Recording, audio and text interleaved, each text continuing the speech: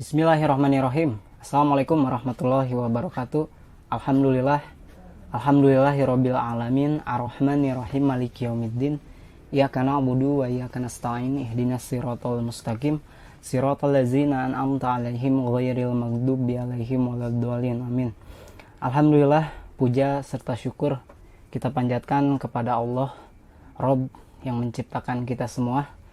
Kepadanya lah kita menyembah, kepadanya lah kita mengabdi, dan hanya kepadanya lah kita memurnikan ketaatan sampai akhir hayat kita. Salat serta salam semoga tetap tercurah limpahkan kepada Nabi dan Rasul kita semua, kepada Rasulullah Muhammad Sallallahu Alaihi Wasallam, kepada keluarganya, kepada sahabatnya, tabiin dan tabiatnya, hingga kepada kita semua selaku penerus risalahnya generasi muslim di akhir zaman. Amin. Alhamdulillah sahabat musolli, hari ini kita diberikan kekuatan oleh Allah untuk sama-sama belajar, sama-sama menuntut ilmu, yang dimana seperti apa yang disabdakan Rasulullah, bahwa ketika seseorang menuntut ilmu akan dimudahkan baginya jalan menuju surganya Allah.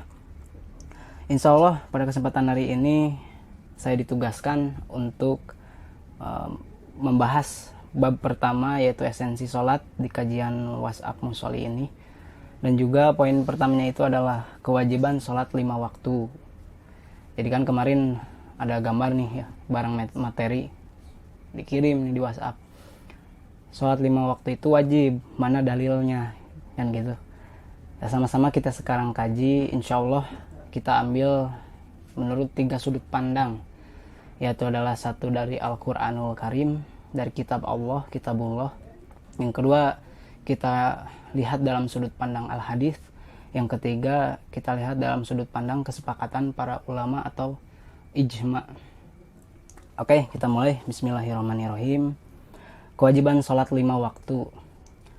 Kewajiban sholat 5 waktu berarti wajib hukumnya. Wajib itu diartikan seperti yang kita ketahui, wajib adalah kalau kita melaksanakannya kita mendapatkan pahala, tapi jika kita meninggalkannya kita akan mendapatkan dosa dan juga azab yang pedih kelak, nauzubillah min zalik. Salat jelas itu adalah wajib.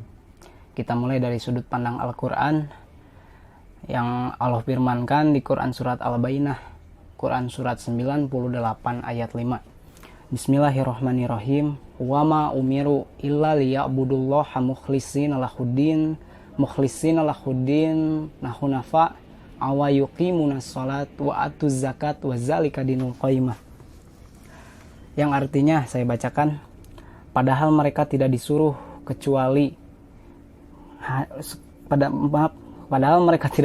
kecuali supaya menyembah Allah dengan memurnikan ketaatan kepada Allah dalam menjalankan ad-din yang lurus, agama yang lurus, dan supaya mereka mendirikan sholat dan menunaikan zakat, dan yang demikianlah ad-din yang lurus.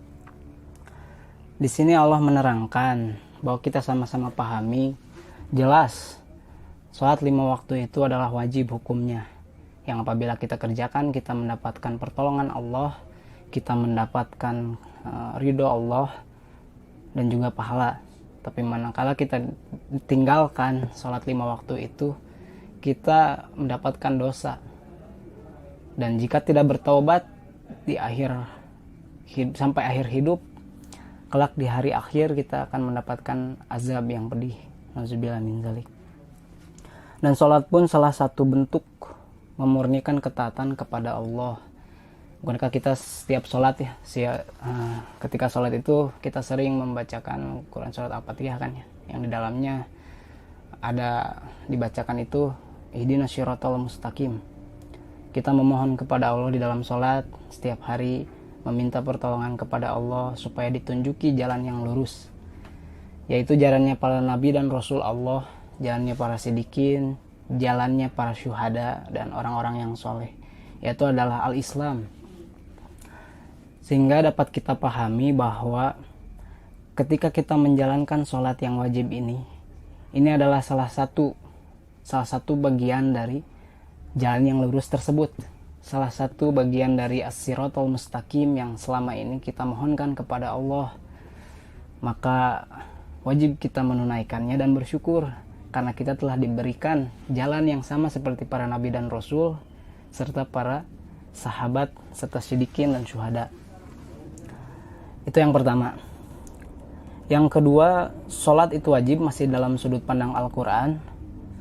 Ada di Quran surat An-Nisa ayat 103. Saya bacakan dulu ayatnya ya. Bismillahirrahmanirrahim.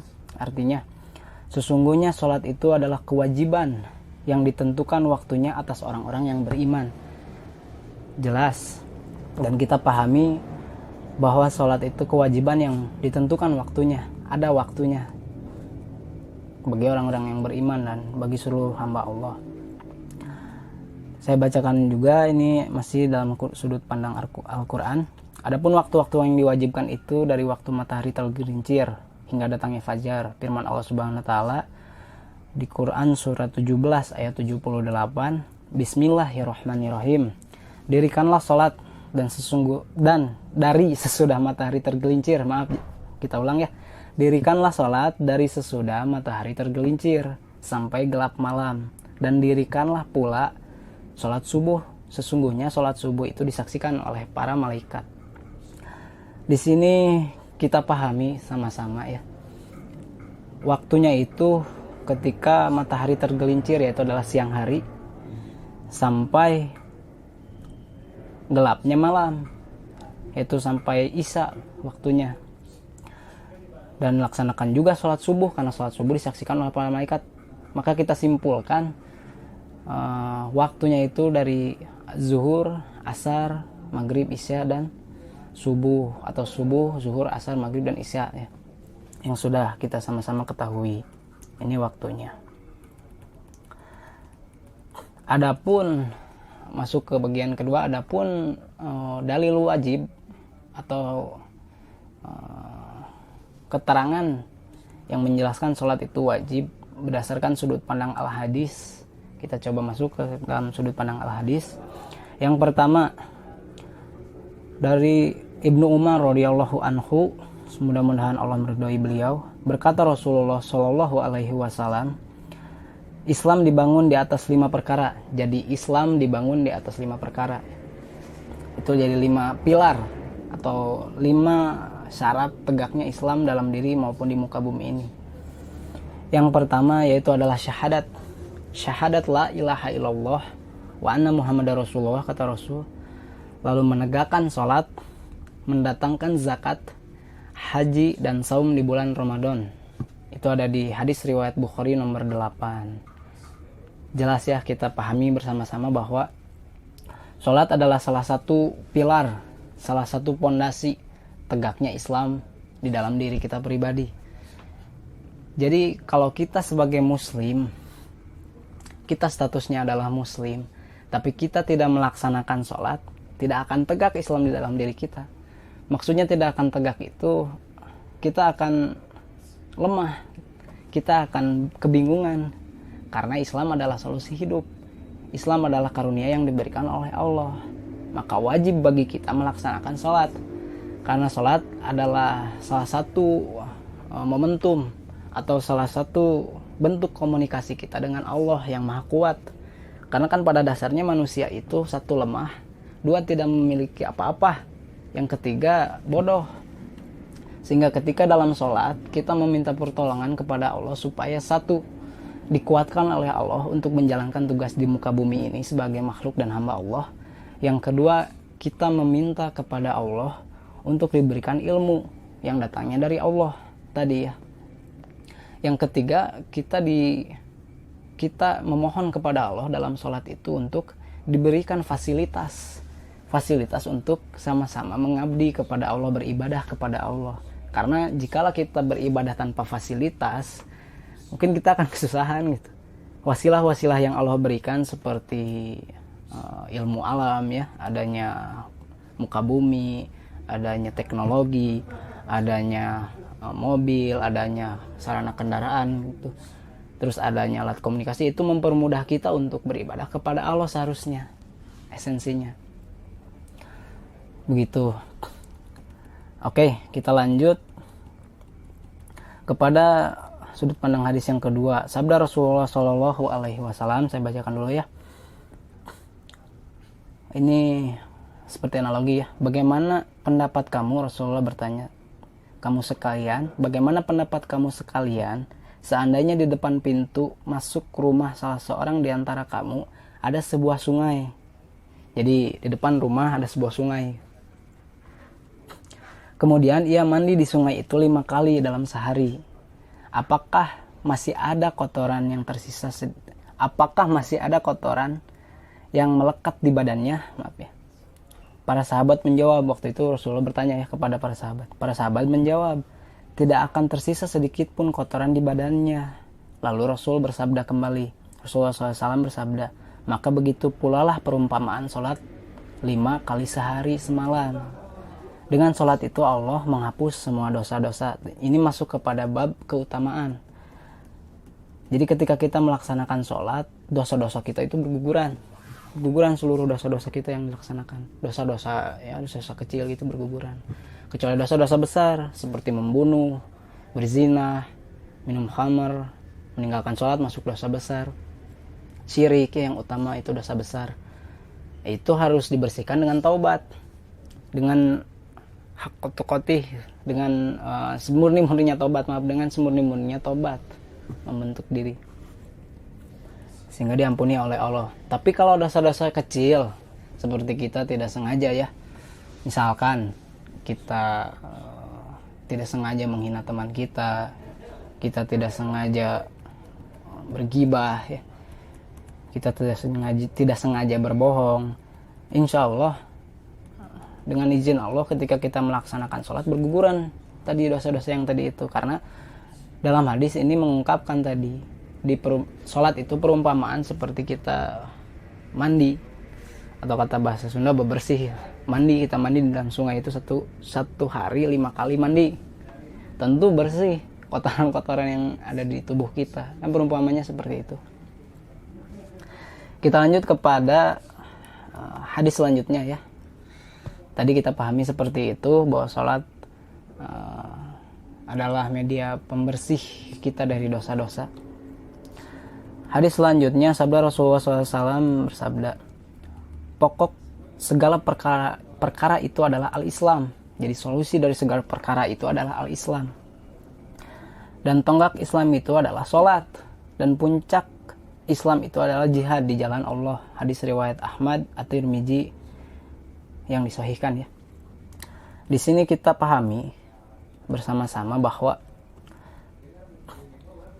pokok segala perkara atau solusi dari segala perkara itu adalah al-Islam, yang di dalamnya ada syariat Allah dan hukum-hukum yang tertera di dalam Al-Quran. Itu semua adalah solusi hidup.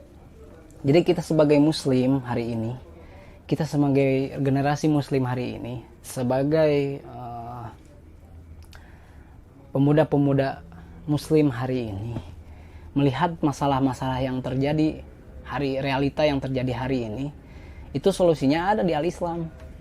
Tinggal bagaimana kita tekun dalam rangka dalam menjalankan, terus mencari ilmu. Ketika kita setelah mencari ilmu, kita pahami dan kita sama-sama menjalankan, sama-sama mengingatkan, sama-sama memberi peringatan agar sabar dalam melaksanakan itu. Karena tidak mungkin Rasulullah berbohong. Seorang utusan Allah tidak mungkin berbohong, karena ini sabdanya ya. Jelas bahwa Islam adalah solusi segala perkara. Jadi segala masalah yang rumit hari ini berjalan di muka bumi, termasuk juga masalah-masalah yang kita punya pribadi masing-masing yang berbeda-beda kapasitasnya, itu solusinya ada di al-Islam gitu, ada dari Allah. Dan bentuk komunikasi kita dengan Allah supaya diberi solusi itu adalah sholat. Jadi sholat adalah bentuk komunikasi dengan Allah, yang dimana kita berdoa di dalamnya hingga Allah kelak mengabulkannya lewat media-media teman atau sahabat, atau lewat media-media manusia dan makhluk-makhluk yang lainnya. Jadi tidak langsung berdoa langsung dikabulkan, langsung datang gitu, gitu juga ya. Itu dari al-hadis. Ada juga keterangan yang lain menerangkan dari al-hadis bahwa Rasulullah SAW bersabda dari Anas radhiyallahu anhu, beliau berkata, Anas radhiyallahu anhu berkata, dari diwajibkan sholat kepada Nabi SAW. Jadi Anas radhiyallahu anhu itu berkata diwajibkannya sholat kepada Nabi SAW adalah pada malam Isra Miraj, malam yang dimana kita pahami bersama-sama setelah pemboikotan umat Islam dengan segala keburukannya ya di dalamnya, dengan segala rintangan dan cobaannya. Setelahnya Rasulullah oleh Allah diberi hadiah, yaitu adalah Isra Miraj, yang kita pahami bersama-sama. Seringnya kita lihat juga updatean bahwa perginya Rasulullah dari Masjidil Haram ke Masjidil Aqsa, serta langsung naik ke langit ke-7 bertemu dengan Allah dalam waktu satu malam itu. Dan Rasulullah dihadiahkan oleh Allah ketika kesulitan menghadang, pas boikot umat Islam diboikot kala itu. Tidak boleh berjual beli dengan Quraisy kafir, tidak boleh menikahkan Muslim dengan Quraisy kafir, diasingkan, diboikot di situ, ekonomi lemah. Setelah terjadi itu, Allah memberikan hadiah, yaitu hadiahnya adalah sholat. Maka kita sebagai umat Muslim penerus Rasulullah, jika tidak melaksanakan sholat, berarti kita tidak mendapatkan hadiah, gitu. Hadiah dari Allah tentunya, karena itu hadiah ketika Rasulullah kala itu mengalami kesusahan, Allah memberikan solusi hadiahnya itu adalah sholat, gitu. Yang awalnya sebanyak 50 waktu dalam hadis ini, kemudian dikurangi hingga 5 waktu. Kemudian disuruhlah oleh Allah Rasulullah Muhammad, sesungguhnya tidak diganti atau diubah ketetapan di sisiku, katanya Allah, sesungguhnya bagimu dengan melaksanakan sholat 5 waktu sama dengan melaksanakan sholat 50 waktu.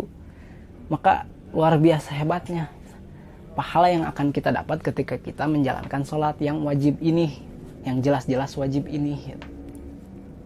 Karena dari 5 waktu sama dengan 50 waktu di hadapan Allahnya nilainya. Maka mudah-mudahan kita senantiasa terus memperbaiki, senantiasa terus melaksanakan sholat 5 waktu ini. Gitu.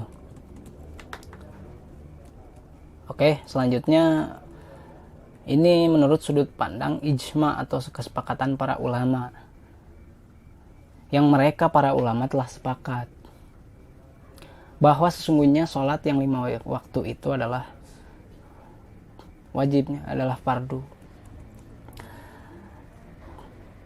Tiga poin ini memberikan kita pemahaman bahwa benar-benar pentingnya sholat, benar-benar utamanya sholat, benar-benar kunci dari segala kesuksesan dan keselamatan adalah sholat, sehingga kita wajib menjalankannya. Dan salah satu bentuk kita mencintai Allah dengan menjalankan perintah Allah, dan insya Allah akan datang cintanya Allah, ridhonya Allah, pertolongan Allah ketika kita melaksanakan sholat, gitu. Itu poin tentang kewajiban sholat 5 waktu. Dari tiga tadi ya, pembahasan sudut pandangnya dari Quran, dari hadis, dan dari ijma, yang mudah-mudahan kita mendapat manfaat setelah melaksanakan kuliah WhatsApp ini. Dengan diputarkannya video ini, mudah-mudahan kita mendapatkan manfaat, kita mendapatkan ilmu yang kita sama-sama nanti pahami dan kita laksanakan. Karena tidak hanya kita pahami saja tanpa dilaksanakan. Dan juga banyak juga yang terjadi hari ini, umat muslim dia mengenal tentang sholat tapi masih lalai dalam sholatnya. Bahkan ada juga yang dia muslim tapi tidak melaksanakan sholat hanya ketika terpuruk, hanya ketika diberi beban yang berat oleh Allah, model umpamanya sakit yang lama sembuhnya, barulah dia ingat kepada Allah. Kan seharusnya sembuh maupun sehat sama-sama kita bersyukur dengan melaksanakan sholat, gitu. Dan alhamdulillah untuk pemaparan, pembacaan dan kajian hari ini tentang kewajiban sholat 5 waktu saya cukupkan segitu. Mudah-mudahan apa yang tadi dibahas menjadi manfaat ya, apa yang tadi dibahas menjadi ilmu yang kita amalkan nanti.